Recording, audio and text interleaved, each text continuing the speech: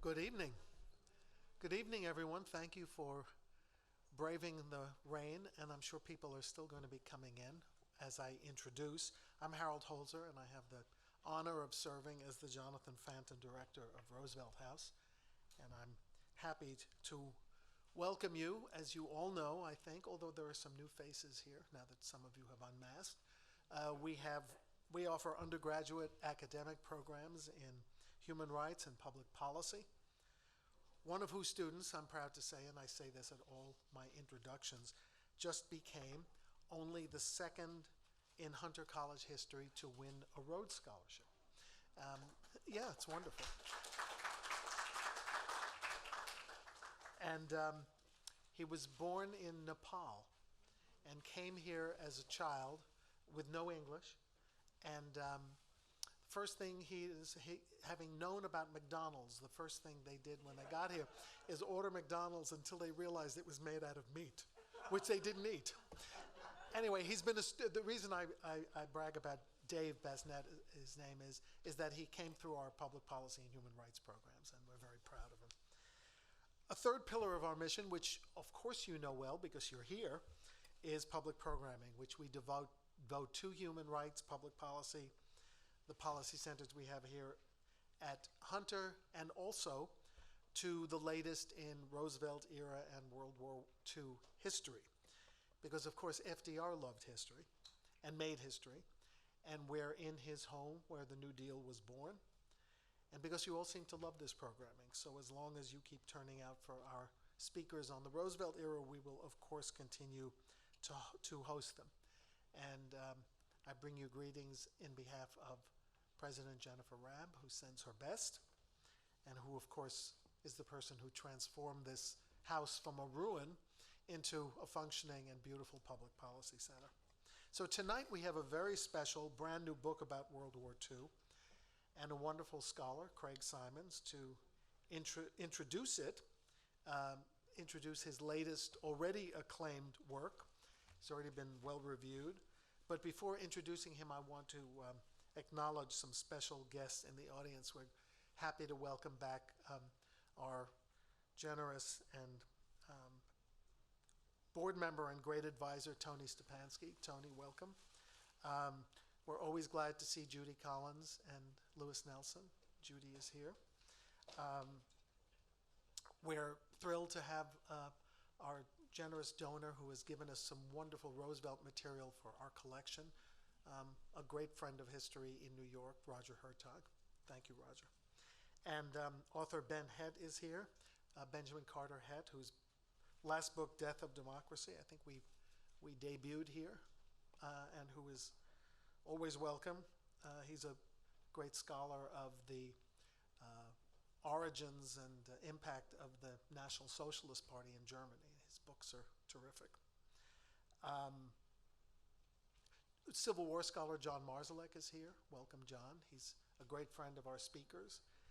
And I want to spend a second or more to introduce a very special honored guest, not only because he has been a member of the Metropolitan Museum Board for more than 50 years, for 30 of which I was privileged to know him very well and still know him. Not because he was Assistant U.S. Attorney or Special Counsel in the Office of the Secretary of Defense, but tonight because he is a member of the greatest generation.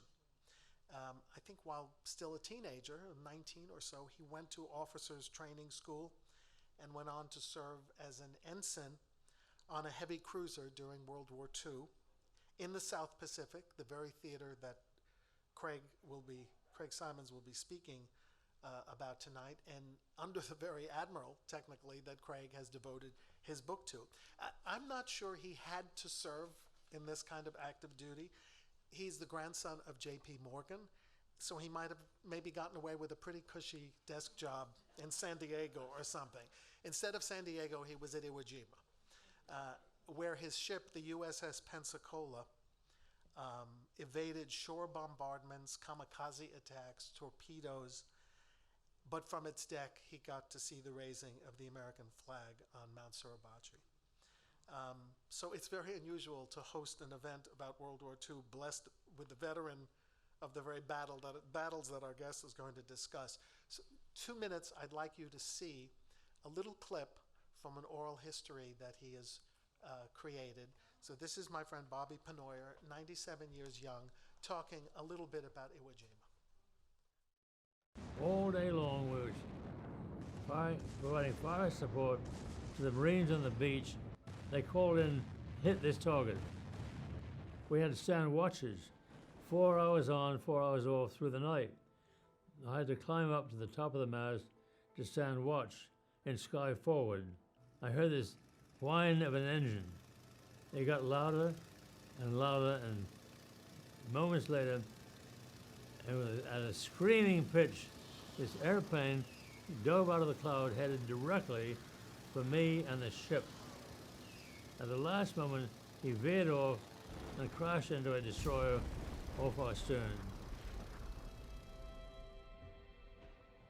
That was the first of many kamikaze attacks. After 2.5 weeks, we were ordered to sail for Ulithi, gave temporary repairs to our ship. When we sailed through the barrier at the entrance of the lagoon, half the 7th Fleet was moored in this enormous lagoon, and we paraded down past these other ships, looking as if we had some scars. As we went by these other ships, they saluted. Please welcome Bob Penoyer.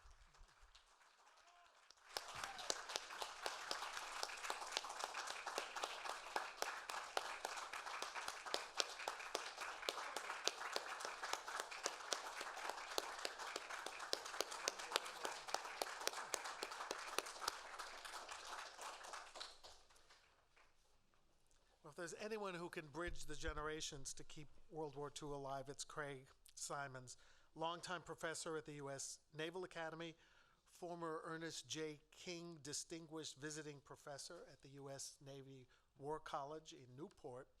I'm not sure how Ernest King would feel about that if he reads Nimitz at War, because it's an interesting portrait of Ernest King as well as Chester Nimitz. But as I hinted, Craig's latest subject is Admiral Nimitz, U.S. Commander of Naval Operations in the Pacific Theater. And in Symonds' riveting portrait, not only a hero, but a genius at strategy and forbearance and management of his admirals.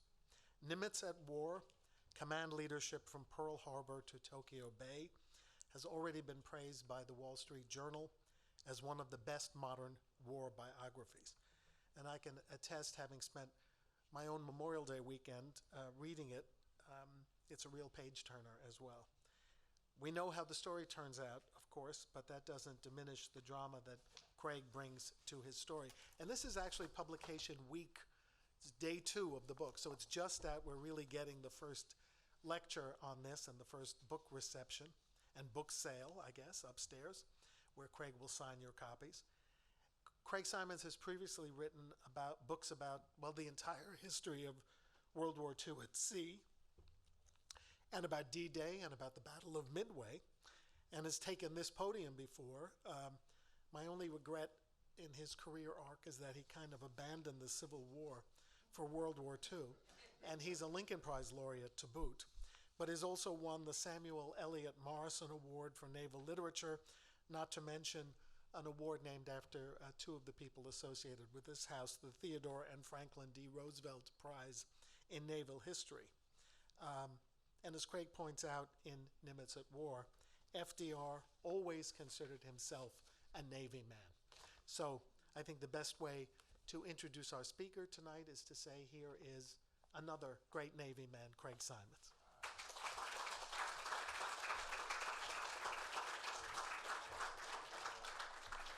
Thank you, Harold, for that very generous introduction, and thanks, too, for the fact that I have to follow that film clip, which is not going to be easy. Mr. Penoyer, great to see you here tonight. We were just chatting before this, and Mr. Penoyer told me that even out 5,000 miles from Pearl Harbor and 8,000 miles from Washington, D.C., the men and the junior officers on the ships at the point of the spear all knew that Nimitz was a good guy and that Ernie King was not so much. I got that right, Bobby? Yeah. Thank you. I want to acknowledge one more person, if I may, and that is one of the individuals that make these books that Harold mentioned so readable and so accessible is my editor, Tim Bent, who is sitting halfway back on, what is that, stage right. So Tim, thank you for being here. Those of you who have read the book or may have an opportunity to do so may note the book is dedicated to Tim Bent. So I'm happy to have him here tonight. And Harold, you stole my opening line because I wanted to say that Franklin D. Roosevelt was a Navy man. And here he is on the bridge of a ship where he liked to be. If you have had the opportunity to visit his home at Hyde Park, you'll see that it is filled with prints and paintings of naval battles, many of them from the War of 1812, which he was a particular fan of. Growing up there on the banks of the Hudson River, young Franklin learned to sail a small boat almost as soon as he learned to walk. He read his cousin Ted's history of the Naval War of 1812 as a boy, and at age 15, he slogged his way through Alfred Thayer Mahan's tome about how the possession of a battleship fleet determined national greatness. He was Woodrow Wilson's Assistant Secretary of the Navy during the First World War, really enjoyed hobnobbing with admirals on the deck of a ship, even designed a pennant for himself as Assistant Secretary, a job which had not previously had a pennant, made sure that it was raised on the mast of every ship he visited. Even personally navigating, conning a destroyer through the tortuous passages of the Maine coast, a destroyer that happened to be captained by a young lieutenant named Bill Halsey. Later in life, he routinely referred to his tenure as Assistant Secretary as the time when I was in the Navy. On March 1933, of course, he became the 32nd President of the United States, and on December 7th, 1941, he became a war president. In spite of an overall strategic plan agreed upon by the Allies as well as by the Joint Chiefs to defeat Germany first, he retained an intense interest in the Navy in the Pacific and the war against Japan. In the map room that he set up in the White House basement, he kept close track of the Pacific War, personally placing tiny colored pins in various locations as he carefully studied the geography of the Pacific. One of the first decisions he made as war president was to appoint Rear Admiral Chester Nimitz as commander of the Pacific Fleet. Now, interestingly, he had tried to do that previously. In the spring of 1940, when Japan was fighting a full-fledged war in China and eyeing the Dutch East Indies as well as the French and British colonies of South Asia, Roosevelt ordered the Navy to conduct its annual fleet exercise, something it did every year in the Pacific, but he wanted this one done in the central Pacific, west of Hawaii, which had not been done before.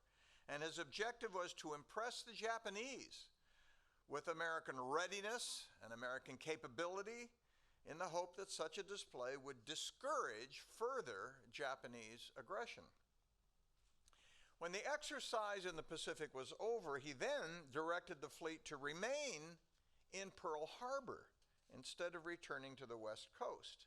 And again, his idea was to contain Japanese aggression, but the decision greatly annoyed the fleet's commander, Admiral James O. Richardson.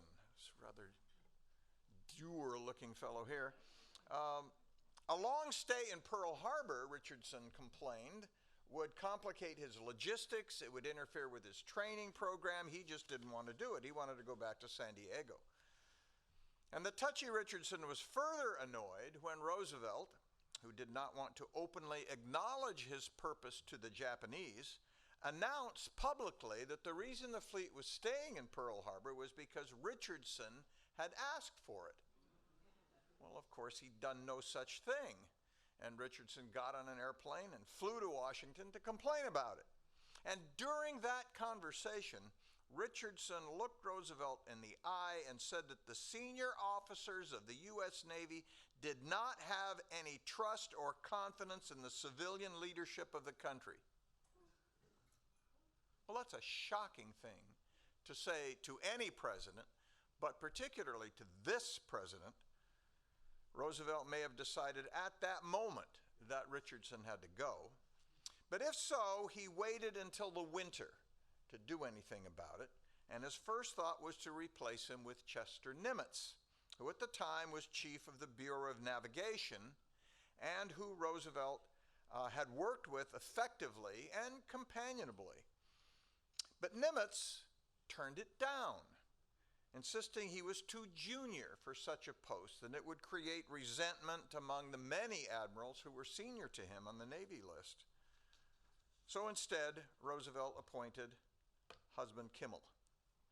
Now, take just a moment to imagine that if Nimitz had accepted that job, it would have meant that he and not husband Kimmel would have been in command in Pearl Harbor on that fateful December 7th, and would almost certainly have been shelved, as Kimmel was, for the duration of the war.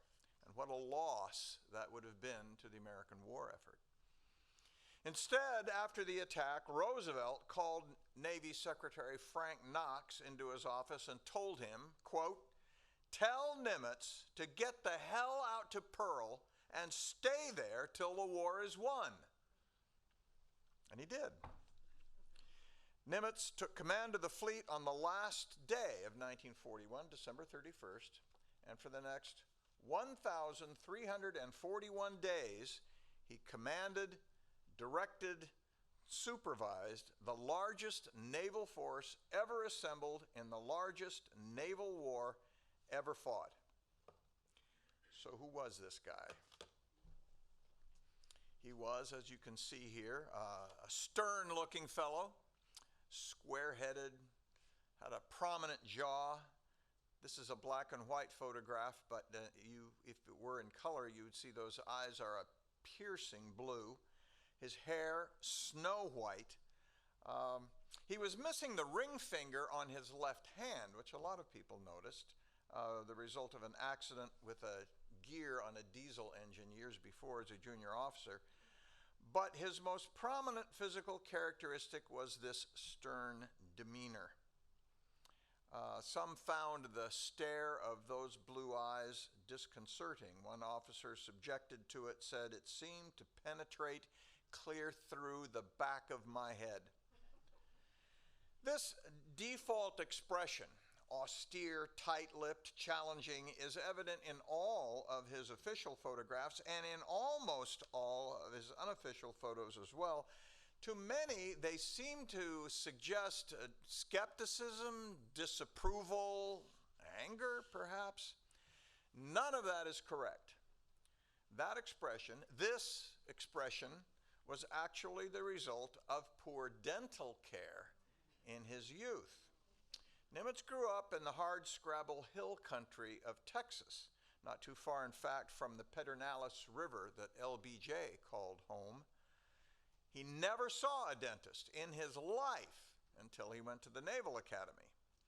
In his annual physical for 1941, the year that FDR told him to get the hell out to Pearl Harbor, the examining doctor marked the following teeth as missing.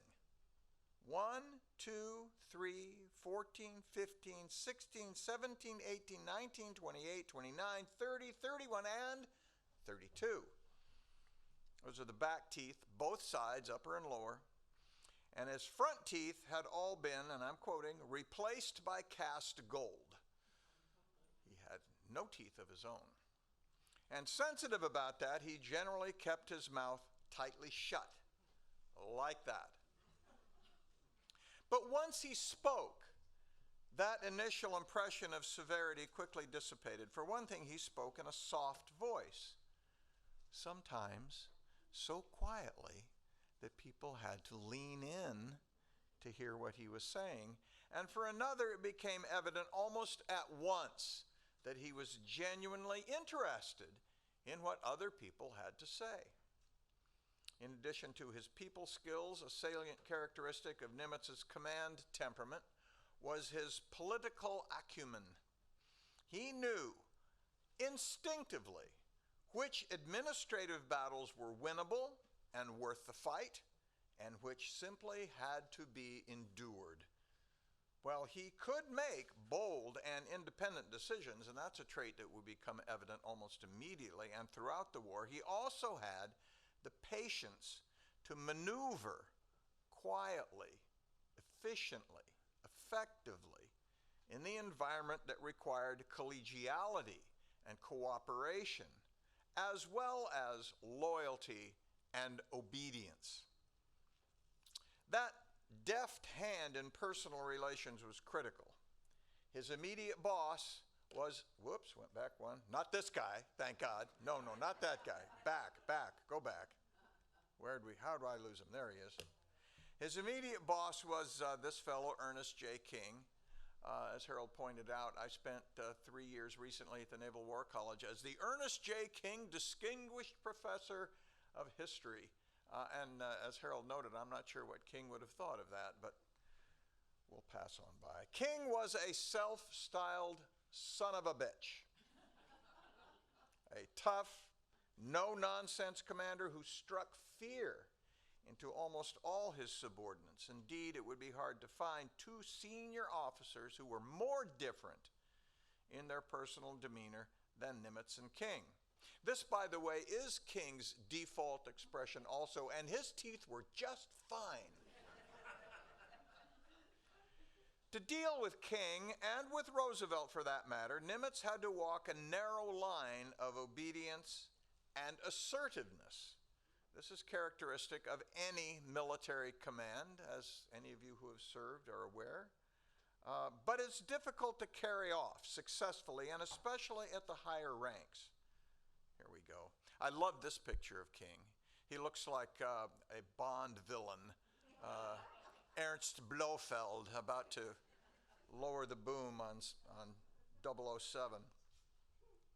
An admiring staff officer put it later that Nimitz could work with people with a certain amount of give and take and attain what he started out to get without giving the appearance of ever disagreeing or confronting them. That's quite a skill. He was the same with subordinates. Even in dealing with his enlisted Marine orderly, instead of giving a peremptory command, the orderly reported in his oral history, he said, "Would you do this for me?" 4-star Admiral to a Lance Corporal. Some looked upon this dexterity as a weakness. In their view, a leader should command, not negotiate. A few dismissed him as a political admiral who was more at ease with administrative efficiency than command responsibility, and they mistook their man in so assuming. Nimitz was political, but political in the way that George Washington, Ulysses Grant, Dwight Eisenhower, or for that matter, FDR, was political.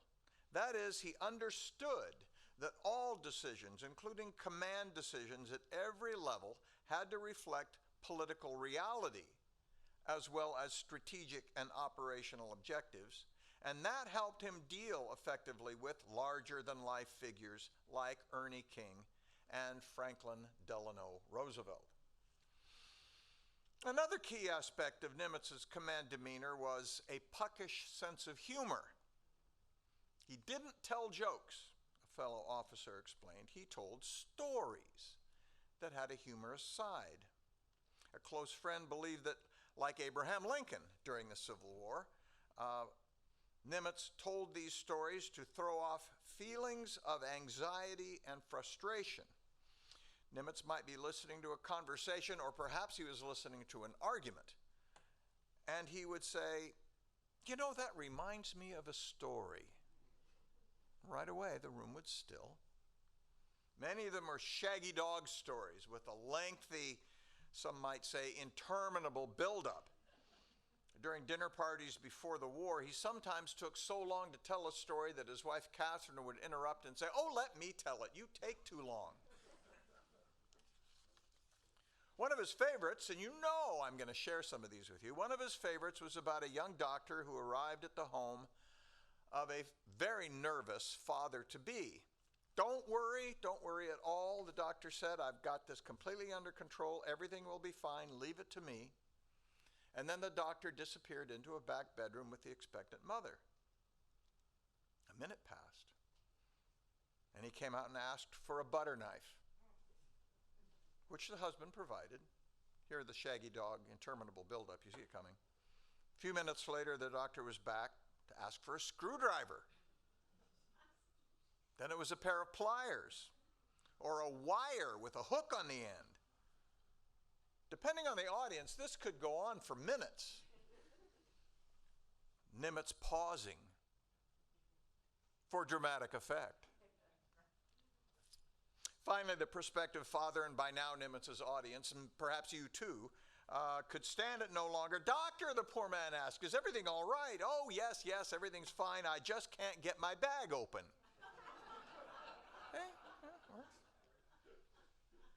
As intended, Nimitz's folksy stories eased tension at awkward moments or derailed emerging disagreements.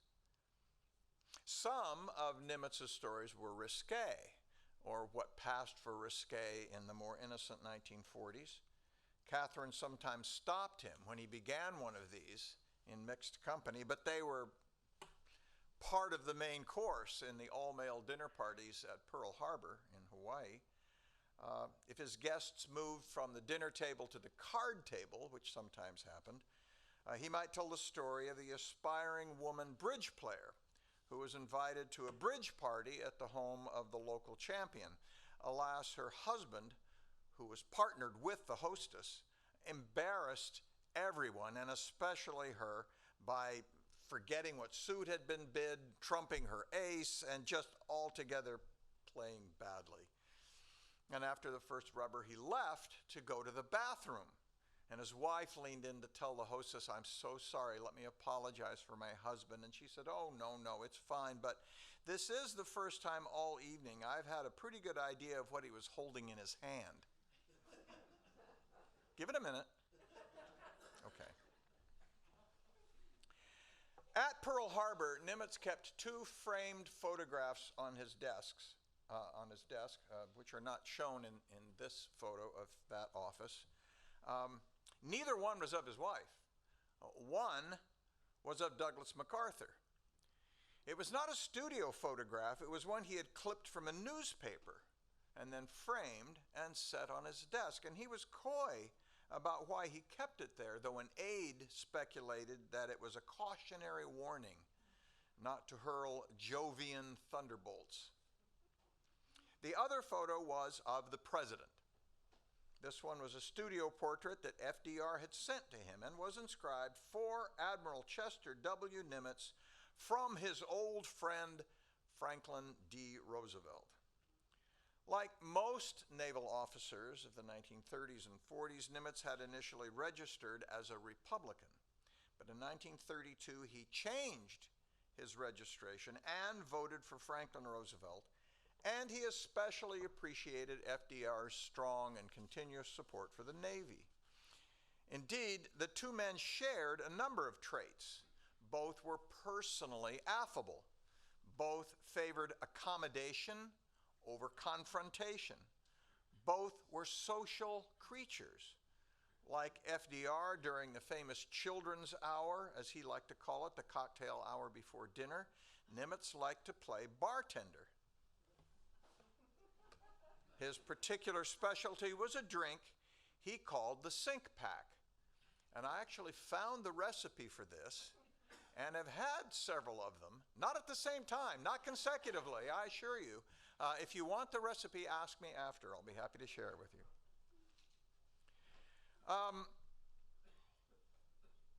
Despite his compatibility with the commander-in-chief, Nimitz feared that impatience in Washington and a lack of military resources would make it impossible for him to live up to the country's high expectations in the immediate aftermath of the attack on Pearl Harbor. Early on in his command tenure, he wrote his wife that he would be lucky to last 6 months. Instead, he found his authority greatly expanded. It was Roosevelt who initiated the change. Concerned about the collapse of the American, British, Dutch, and Australian, and this being the military, it had to have an acronym, ABDA, the ABDA Command in South Asia, which was defeated and all but annihilated by the Japanese in February of 1942, Roosevelt cabled Churchill to resolve what he called the present operational command setup in the Pacific. He suggested that the British should take the lead in the Indian Ocean and that responsibility for the Pacific area will rest on the United States. And in particular, supreme command in this area will be an American. Churchill agreed. But which American? One obvious candidate was Douglas MacArthur, who certainly expected to get the job. In fact, he believed he already had it, because MacArthur, after all, was the most senior American military individual on the planet. The problem was that he came with a lot of personal, professional, and political baggage. Brilliant, he may have been, but he also had a tendency to remain aloof, even imperious, and to surround himself with a few close aides collectively known as the Baton Gang. His extreme self-confidence morphed into arrogance and fed a conviction that he alone knew how to conduct the war. He alone could fix it.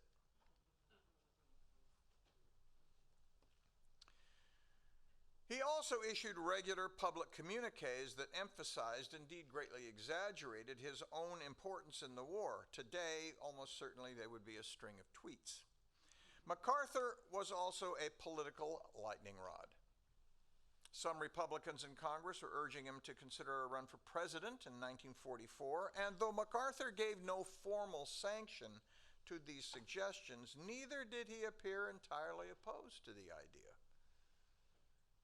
Even without that, Roosevelt had never quite trusted MacArthur, ever since he had violently suppressed the so-called bonus army of veterans in Washington in 1932, using tanks and cavalry to disperse veterans of the Great War. I personally love those jodhpurs, and I'm sure they're going to come back into fashion. In addition to that, FDR was susceptible to the argument put forward to King, that since the Army was to take the lead in the European war, surely the Navy should take the lead in the Pacific, which was, after all, almost all water. So, Solomon-like, Roosevelt cut the baby in half. He named MacArthur Supreme Allied Commander, but it was of a rather circumscribed portion of the Pacific area. As you can see here in the area labeled Southwest Pacific Area, that's MacArthur's command. MacArthur's writ included the continent of Australia, plus the large island of New Guinea and the Dutch East Indies, now Indonesia, and of course, critically for MacArthur, the Philippines. But all the rest, more than 65 million square miles, 3 times the size of MacArthur's command, went to Chester Nimitz, whose new title was Commander-in-Chief Pacific Ocean Area. It was a command theater larger in size than all of the other combat theaters of the global war combined. So here's a lot of responsibility. The new protocol meant that in addition to the Pacific Fleet, which he had led since 1941, Nimitz now commanded all of the armed forces, including the air and ground units of all the Allied nations throughout this vast theater. Occasionally, the President and his Admiral found themselves on opposite sides of an issue, but both men were political masters who could overcome disagreements and work together. In part, this was because Nimitz was ever sensitive to the fact that he was the junior partner in that relationship, something MacArthur, for example, never quite figured out. One early point of disagreement between them concerned the now famous Doolittle Raid. From almost the first day of the war, Roosevelt had wanted to find a way to retaliate against Japan directly for the assault on Pearl Harbor, mostly for the purpose of raising public morale. The question was how. A carrier attack was too risky. The American task force would have to steam to within 200 miles of Japan's coast, launch its planes, and then wait there for several hours until the planes returned. It was simply too dangerous. The Joint Chiefs backed a plan to bomb Japan with Army bombers flying from fields in China. With their longer range, the Army bombers could launch and do a return trip from Chongqing, but the logistics of that were impossible, insurmountable. The solution turned out to be flying Army bombers off Navy carriers. With their longer range, they could launch while the carriers were 500 miles out, not 200 miles out, drop their bombs, and then continue westward into China to land on Chinese fields while the carriers sped away. Nimitz was skeptical. Since one carrier would be loaded down with 15 big two-engine bombers, it would not be able to conduct regular flight operations. It couldn't defend itself. So a second carrier would have to go with it to provide air cover. Now, the U.S. had only 4 aircraft carriers in the entire Pacific Ocean in 1942. So conducting this raid meant that exactly half of Nimitz's total striking force, with the battleship fleet knocked out, would be committed to a morale-boosting mission. And yet Nimitz knew better than to get in the way of an operation that had been cooked up in the White House. So rather than raise objections, he sent for Bill Halsey and asked him if he thought this would work. "They'll need a lot of luck," Halsey responded. Nimitz, deadpan, "Are you willing to take them out there?" "Yes, I am." "Good, it's all yours." Now, the raid inflicted little real punishment on Japan and had, frankly, no real strategic value, but it did what it was supposed to do, which is boost the morale of Americans at home. Another disagreement between President and Admiral concerned the release of war news. In general, both men believed that in a democracy, it's important to release whatever information you can to the public in a timely way that doesn't directly assist the enemy. But where exactly is that line? 6 months after the Doolittle Raid in October of 1942, the carrier Hornet, which was the one that had carried Doolittle's planes to Japan, here we see it, was sunk in the Battle of the Santa Cruz Islands. Nimitz wanted to keep her loss a secret for fear of encouraging the Japanese, but FDR worried that if he did that, Republicans would accuse him of withholding bad war news on the eve of an election. This was October 1942. The midterms were in November. So FDR made the news public. Nimitz regretted that, not only because of the possible impact on the Japanese, but also because not all of the families of the Hornet's crew had yet been notified. But what was done was done. And let me explain that attitude too. Nimitz's father had died of a heart attack at age 29, 4 months before his son was born.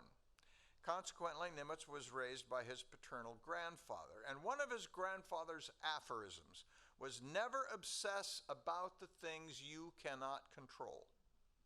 So he didn't. Rather than complain about the release of news concerning the Hornet, as, for example, Admiral Richardson surely would have done, or Douglas MacArthur was likely to do, he let it go and turned his attention to confronting the next enemy assault. A third area of disagreement concerned the internment of American citizens of Japanese ancestry. oops, that's the Hornet going down. I'm a slide behind myself. By the way, this is an interesting slide. You can see an airplane directly above the island on the Hornet. That is a Japanese plane that had been crippled in the fight. I guess we could technically call it a kamikaze because it crashed itself directly into the flight deck of the Hornet. But this was before kamikaze pilots became part of Japanese planning, and this was a pilot who simply did this on his own. But here we wanted to talk about the problem of the Nisei Japanese. Only 6 weeks after the Pearl Harbor attack, Roosevelt signed Executive Order 9066 authorizing regional commanders to remove persons who could be considered a threat from coastal areas. Eventually, some 120,000 Japanese Americans were relocated from California and other western states to what amounted to concentration camps hundreds of miles inland. In March of 1942, FDR approved another recommendation to remove the Japanese population from Hawaii. Well, Nimitz did not believe that was either necessary or desirable. And it was not necessarily because he worried about the civil rights of Japanese Americans. That was certainly part of it, but he simply saw that this was logistically impossible. There were more Japanese Americans in Hawaii than in California. They could not be loaded onto trains for relocation, and the U.S. didn't have enough shipping to take them off the island. Nor, in his view, could Japanese Americans be rounded up and guarded in camps, as some suggested. The best solution, in fact, in his view, the only possible solution, was just to make sure that we had enough U.S. Army troops on the island to provide security. And he won this battle. In the end, out of 158,000 Japanese Americans in Hawaii, only 1,800 were sent stateside, about 1%. Nimitz and Roosevelt also discussed strategy.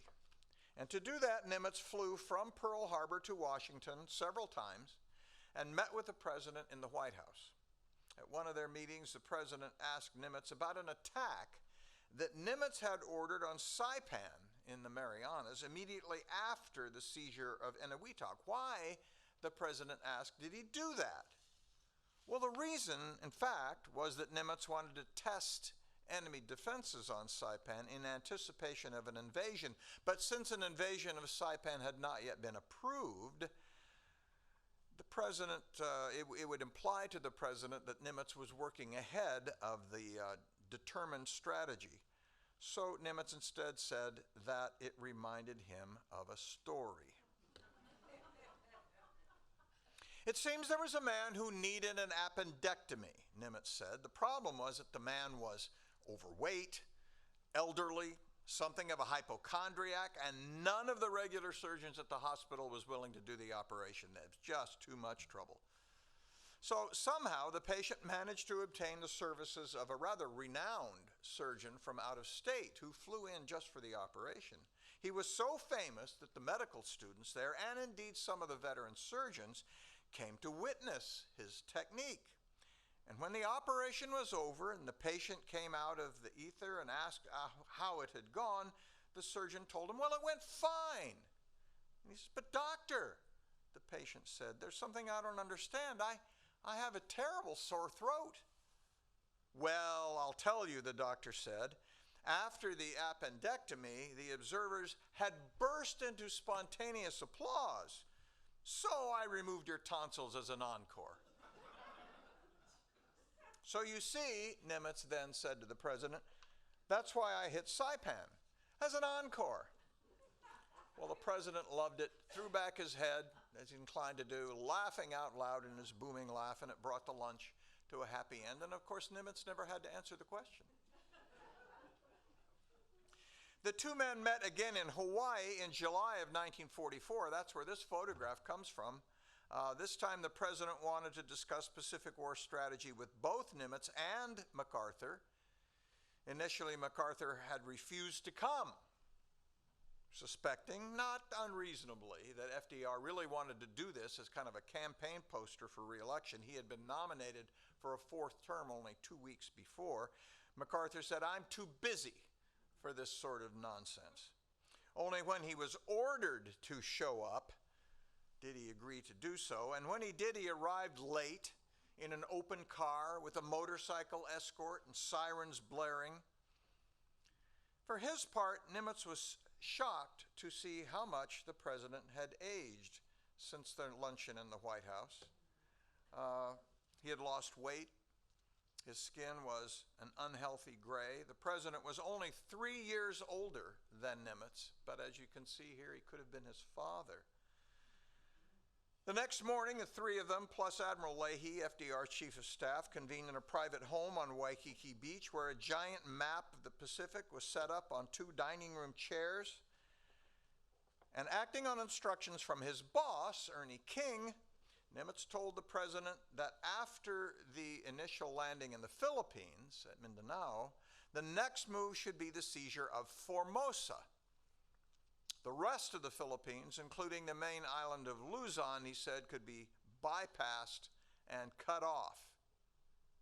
Well, that was absolutely anathema to Douglas MacArthur, who insisted that the country had a moral obligation to return to Luzon, which hosted the Philippine capital of Manila. Having promised to return in 1942, he was determined to do so. The people of the Philippines, MacArthur told the president, would never forget or forgive being bypassed.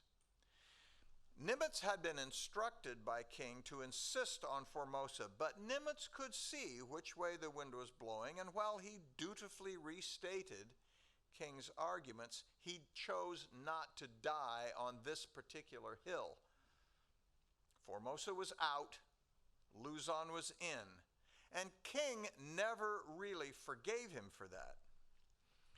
FDR, though, appreciated Nimitz's willingness to be a team player. At Christmas, the president sent him a present. It was a very nice leather suitcase, but it was heavy and it clinked enticingly. It proved to be filled with bottles of very good scotch, and the president, or more accurately, the president's staff, had neglected to send the key that opened the suitcase. So an appreciation of the contents had to wait. Indeed, the president was so confident in Nimitz's management of the war that he generally deferred to him about issues of strategy and force structure, as well as promotion and command.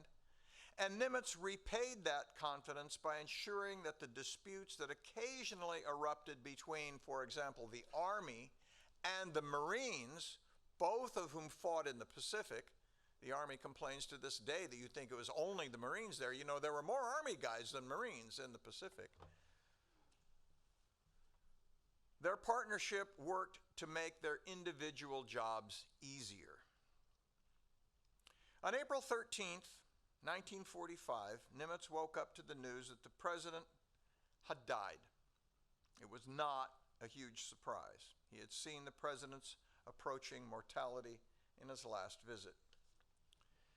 That night, Nimitz wrote his wife, Catherine, that he felt a deep sense of personal loss. The president had always been a strong champion of the Navy, he wrote, and had always been most cordial and friendly to me. To the fleet, he issued a general message. The world has lost a champion of democracy who can ill be spared by our country and the Allied cause. The Navy which he so dearly loved can pay no better tribute to his memory than to carry on in the tradition of which he was so proud. The firing of salutes, he added, would be dispensed with in view of war conditions. Given where we are meeting tonight, let me add one more postscript. When Eleanor Roosevelt visited Hawaii in the fall of 1943, Nimitz hosted her at dinner, and they engaged in a lengthy conversation at his headquarters. That's Raymond Spruance there on the right, and his chief of staff on the left. I love the way she's looking at the Admiral here. He was, and she was particularly interested in the quality and amount of medical care that the men received. And years later, long after Nimitz was dead, a reporter asked Catherine what he had thought of the Roosevelts. She paused briefly and then said, Admiral Nimitz always felt that the great one in that family was Mrs. Roosevelt. Thank you very much. I look forward to your questions.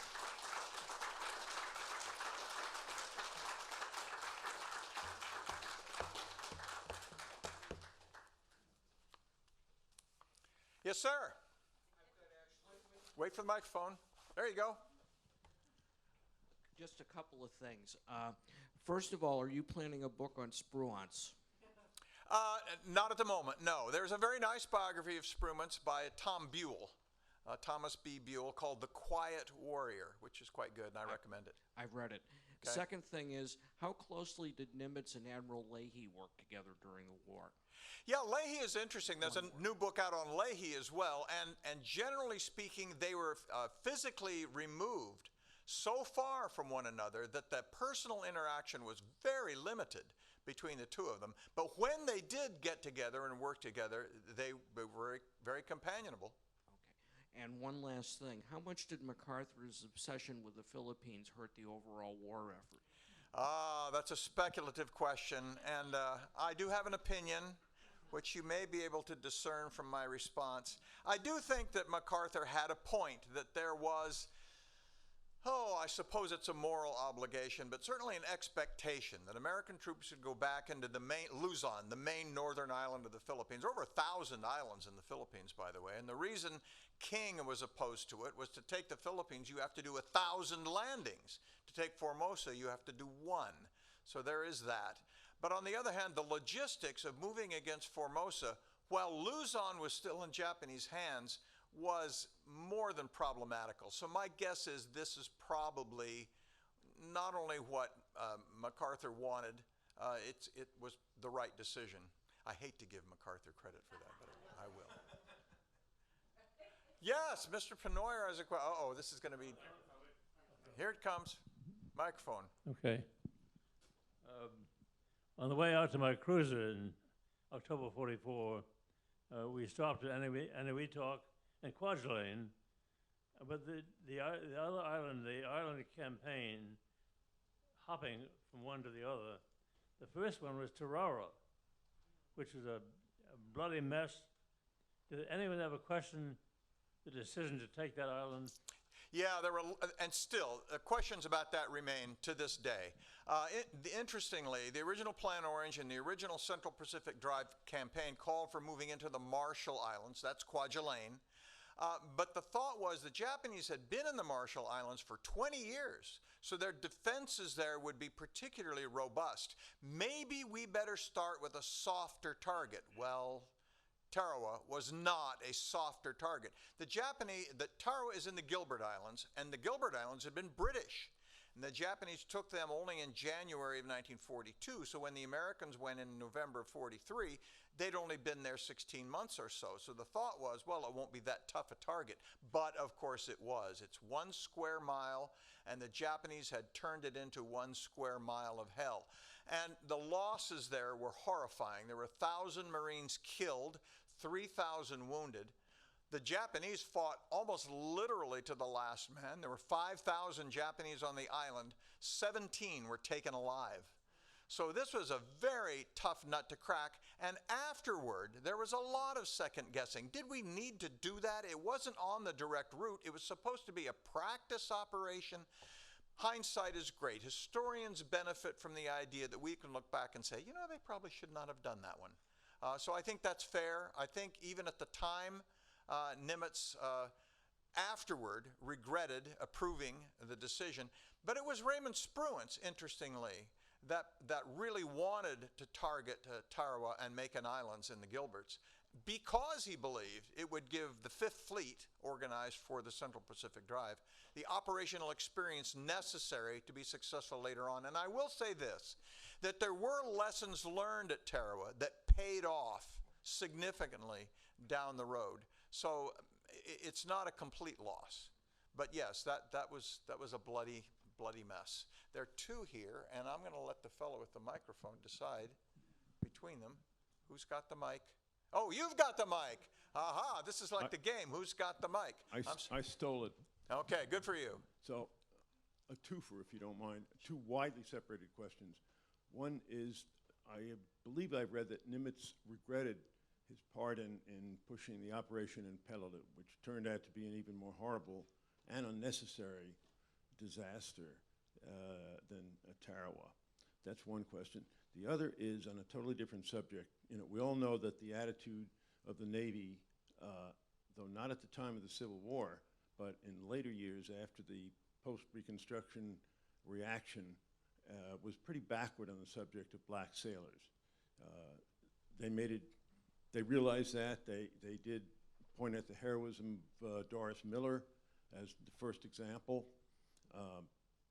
But do you have information or hunch about what Nimitz's views might have been? He is a hero of mine, and I'd hate to hear that his views were backwards, but you know, I know his time. Yeah, I do. Those are both excellent questions, and let me do them in sequence. The Peleliu was a mistake, and the difficulty was that by the time it was clear that it was a mistake, that the movement into Leyte, the island in the central Philippines that was going to be the target of the main American invasion, by the time it was clear that timetable had been shifted so that they were moving into Leyte, MacArthur had asked Nimitz to take on Peleliu in the Palau group to protect his right flank as he moved into further on in Hollandia. And Nimitz had made that promise to him. The invasion fleet was already at sea. The frogmen had already landed on the beach and were taking beach samples when the decision was made. And that would have been the moment to pull the plug. He could have done it, but his thought was, I promised MacArthur, and they're already at sea. They're just about there. I'm going to let it go. That was a mistake. He should have recalled that fleet. There was no reason to take Peleliu. It had been bypassed. The airfield had no airplanes on it anyway, and the Japanese were dug deeply into that volcanic rock, and to winkle them out took thousands of American lives that need not have been spent. He knew that at almost the moment of inception, and it was a deliberate decision to go ahead. The momentum of events and the promise to MacArthur were the two things that drove him, but it was a mistake. The other one is even harder for me to talk about, to be perfectly honest, because Nimitz was born and raised in Texas, in the hill country of Texas. I won't make any generalized comments about Texas, but his cultural worldview was both of its time and of that place. He had Filipino stewards in his headquarters because he did not want Negro sailors around him. There was a conversational topic that came up at dinner one night that I got a secondhand report on, and they were talking about the race problem in America, and the context implied, without him ever saying it, that Nimitz had decided that the race problem was not the horrible and restrictive laws that kept African Americans from achieving full potential, but the African Americans themselves.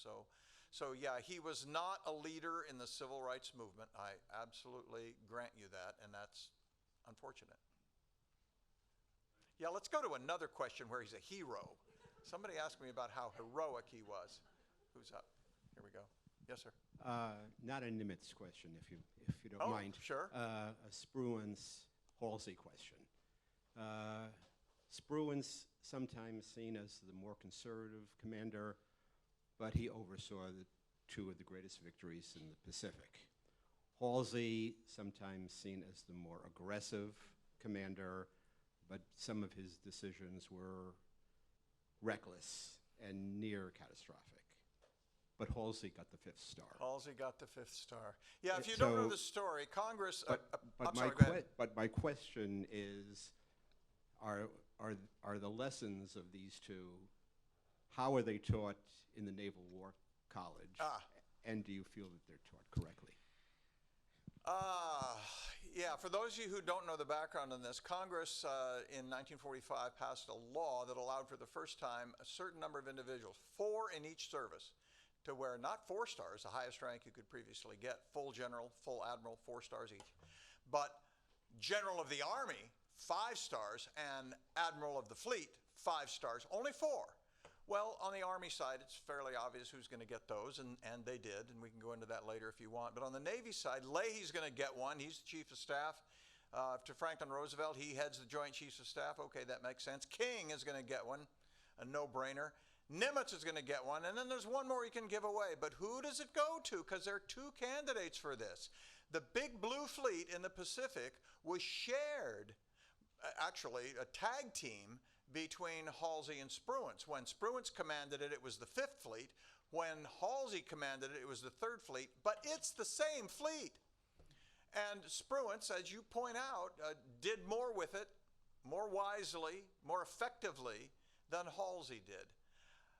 And right at first they said, we're going to leave that billet empty. We're not putting anybody in that billet. But a year later, when it was finally awarded, it went to Halsey. And that rankles a lot of people to this day. He was brash, he was loud, he was bull. And Spruance was, as his biographer called him, the quiet warrior. He didn't push himself forward. He was like a university professor, which is a good thing, I'm going to say here. And I looked into this, and the reason seems to be it was Carl Vinson.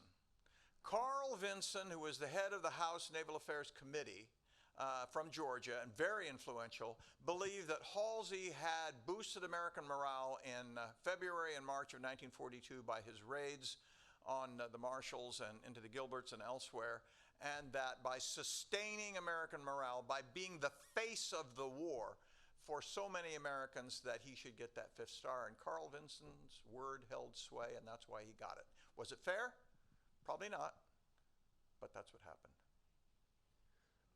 These 2 guys have been very patient down here, by the way. Last 2 questions here, then. I may be thinking of someone else, but did Nimitz have a background in intelligence?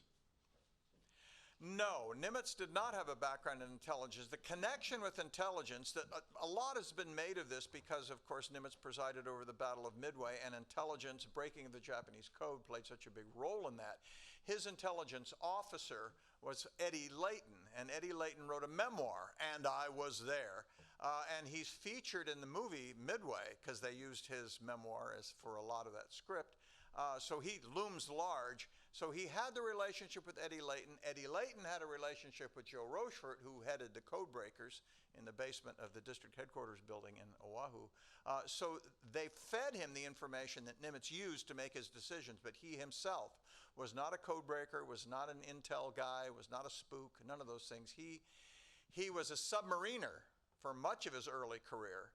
And then he was chief of the Bureau of Navigation, which despite its title was actually the Bureau of Personnel at the time, and pretty much ran the Navy personnel. But no, he didn't have a background in intelligence. Yes, sir, last question. Here it is, no pressure. I don't have any pressure. All right. So my question is on Midway, and you've just introduced it really beautifully with this, the intelligence side of it. But here was Nimitz. He's basically in this job like 6 months. We've just suffered one of these devastating attacks, obviously, Pearl Harbor. We don't have very many carriers left. And Nimitz, with this intelligence, sends 4 carriers out. 3. 3 of the 4, right. No, the 4th is on the bottom of the ocean, sank. Oh, is it? Okay. Yeah, Lexington's on the bottom. They just discovered its remains last year. Well, we're not getting it, but it's so 3 carriers. Now, do we have any understanding of the confidence level he had? Because this was a huge bet. Yeah. And his career would have been ended. Yeah, and he knew it. Yeah. There's a very good book on this subject called The Battle of Midway. No laughter from that? Which I wrote and highly recommend. But to give a short version of an answer to that is, Nimitz seemed like a paper pusher to some. He seemed like a negotiator rather than a commander to some of his critics. But he could be as bold as any commander in the entire war. In the entire war, both theaters. And here is one case of that. And it was not that he threw the dice because he was a risk taker. It was because he sat down and thought it through carefully. The Japanese are coming. He got this information from his code breakers with 4 aircraft carriers. He had only 2 operational carriers, plus the Yorktown, limping back from the Coral Sea with a hole in its hull. He said, if I can get that repaired in 48 hours, the atoll of Midway itself has an airfield on it, so that's 1, 2, 3. That's 4 airplane platforms. They have 4, we have 4. We know they're coming. They don't know we know. I've got the advantage. It's time to do it. Yes, it was a bold decision, but not a reckless one. And the orders that he gave to Spruance were, look, if you get into any kind of trouble, just steam westward and get beyond their range and save those carriers. Do not risk the few carriers we have left to save this tiny little scrap of coral called Midway. So it was bold, but not reckless. Those airmen, those dive bombers. Fantastic. The guy who put, the only living person who put a bomb that same day on 2 Japanese carriers, Lieutenant Dick Best, who they made a big move. If you've seen the movie, by the way, the guy in that movie that they call Dick Best, that's not the man I knew. Dick Best was a quiet, thoughtful, not the Tom Cruise character they put in the movie. But Dick Best and his fellow pilots saved the Pacific War by at least 6 months, that day, that morning, in 5 minutes. You're absolutely right. Okay, thank you.